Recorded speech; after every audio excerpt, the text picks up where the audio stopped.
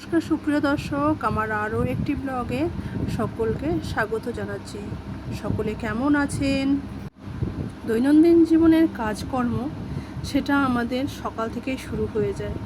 সকাল থেকে ঘুম থেকে ওঠার সঙ্গে সঙ্গে যেমন আমার চা জল খাবারের প্রস্তুতি থেকে সমস্ত বাসি কাজ গোছানো, এরই সঙ্গে চলতে থাকে অফিসের রান্না, স্কুলের রান্না।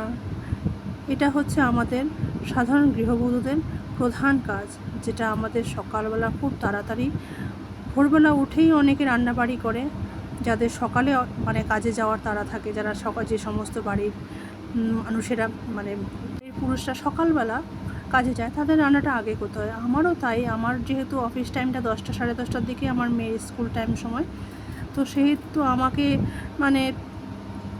মোটামুটি অনেকটা সময়ই পাই। তবুও এই সকাল সকালে জলখাবার বেশিরভাগ সময় রুটি বা আলু চচ্চড়ি তরকারি যাই হোক ঝটফট করে নেওয়ার সঙ্গে সঙ্গেই কী করি, ওখানেই রান্না চাপিয়ে দেওয়ার ব্যবস্থা করি। যদি বাজার হাট ঘরে আনা থাকে তাহলে রান্নাটা খুব তাড়াতাড়ি হয়ে যায়, কিন্তু যেদিন বাজার এনে সেদিন কাটনা কুটো বাটনা বেটে ওইসব করে রান্নাটা একটু লেট হয়ে যায়। সেদিন হয়তো আমি আমার বরমশাইকে অত রকম পদ করে দিতে পারি না। দেখা গেল কোনো রকম আলু ভাতে, বিশেষ করে ঢ্যাঁড়স ভাতে দিলাম বা কাঁকরোল, তারপরে নানান রকম সবজি, যে পটল বেগুন কোনো সময় এইসব তো একটা ভাতে দিয়ে ওগুলো মেখে ওরকম করে দেই প্রথম ভাতে খাওয়ার জন্য। হয়তো উচ্ছে ভাতে দিলাম, তারপরে কি হলো, মাছটাকে ঝোল করে দিলাম।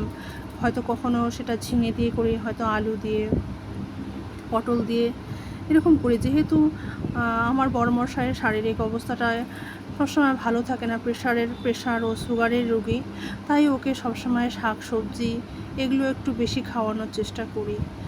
আমি আলু বা ওই সমস্ত ও খেতে পছন্দ করে, তবু পরিমাণটা অল্প দিই। আর শাক সবজির পরিমাণগুলো ওগুলো বাড়িতে আমি সবসময় বেশি রান্না করি। আমার বাচ্চাটা খেতে চায় না সবজি টবজিগুলো। মাছ খেলেও ভাজা খাবে, মাংসটা খুব পছন্দ করে, তো ওর জন্য মাংস করতে হয়। বড়মশাই মাংস খেতে চায় না। আর আমার কোনো ব্যাপার না, যেটাই হোক একটুখানি দিয়ে ভাতটা খেলেই পেট ভরলেই হলো, বিশেষ আর কিছু প্রয়োজন নেই। তো এখানে অল্প করেই মাছ এনেছিল, সেই 4-5 পিসের মতো রুই মাছ ছিল। ওইটাকেই আমি রান্না করব, ওটা ভেজে নিচ্ছি। সবজি দিয়ে রান্না করব, ঝিঙে দিয়ে পাতলা পাতলা করে ঝোল করব। অল্প একটু পেঁয়াজ দেবো আর টমেটো দেবো শুধু মশলার মধ্যে, ওগুলো কষিয়ে নিয়ে তারপরে মাছটাকে পাতলা করে ঝোল করব। কারণ এই গরমের মধ্যে বেশি তেল মশলা জাতীয় খাবার খাওয়া যাচ্ছে না, শরীর যেন আরও খারাপ হচ্ছে।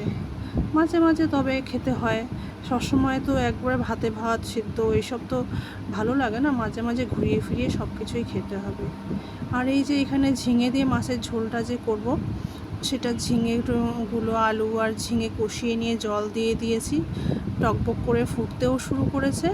আর এই 4 পিস মাছ আমি লেজা সমেত ঝোলের মধ্যে ফেলে দিলাম। অল্প একটু ফুটিয়ে গেলে এটা নামিয়ে নেব। আর মাংসটা যেটা তখন ম্যারিনেট করে ভাত দিয়ে মেখে রাখছিলাম সমস্ত কিছু, ওটাও করে নেব, ওটাও মাংসটা করে নেব। দুপুরবেলা যত তাড়াতাড়ি রান্না হয়ে যায় তত তাড়াতাড়ি খাওয়া দাওয়ার আয়োজন। যদি ছুটির দিন থাকে, স্পেশালি করে শনি রবিবার বেশিরভাগ সময়টা ছুটি থাকে, বাড়িতে সবাই থাকে, তখন সবাই মিলে একসঙ্গে খাওয়া হয়। অন্য সময় তো আর সময় পাওয়া যায় না, সবাই সবার মতো স্কুল থাকে, অফিস থাকে, তো একসঙ্গে খাওয়াটা হয় না। ওই রবিবার, সপ্তাহে শনি রবিবার, সেই দিনটাই সবাই মিলে বসে খাওয়া হয়। সেই দিনটাই গল্পগুজব করতে, কথা বলতে বলতে খাওয়া হয়ে যায়। সেদিনটা বেশ ভালোই যায়।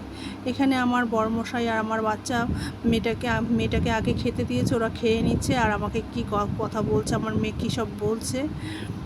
খুব দুষ্টুমি করে ও, কিন্তু খুব মিশুকি, মানুষের সঙ্গে খুব মিশুকি, ভীষণ মানুষের সঙ্গে কথা বলতে মিশতে খুব ভালোবাসে ও। তো আজকের পর্যন্ত এখানেই শেষ করছি, আবার দেখা হবে নেক্সটে।